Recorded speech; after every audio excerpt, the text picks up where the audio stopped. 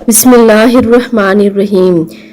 रसूलुल्लाह सल्लल्लाहु अलैहि वसल्लम ने इरशाद फरमाया कि नमाज में भूल जाना।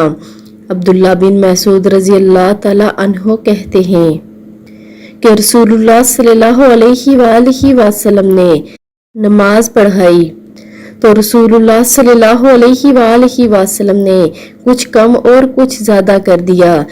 आप सल्लल्लाहु अलैहि वसल्लम से अर्ज किया गया, अल्लाह के रसूल, क्या नमाज में कुछ ज्यादती कर दी गई है?